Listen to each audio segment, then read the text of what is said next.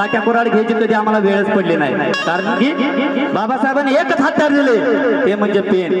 आणि जर काट्या आणि कुऱ्हाड जर घ्यायची वेळ आली तरी सुद्धा आमचे बंधू कमी पडणार नाही. म्हणून काय माहिती बा, अहो काट्या कुऱ्हाड्याची भाषा नाही आमची, अहो तलवारीची ही भाषा नाही आमची, आम्ही तर सरळ पेनानं लावतोय घोडा. काट्या कुऱ्हाड्याची भाषा नाही आमची, अहो तलवारीची ही भाषा नाही आमची, आम्ही तर सरळ पेनानं लावतोय घोडा. राडा राडा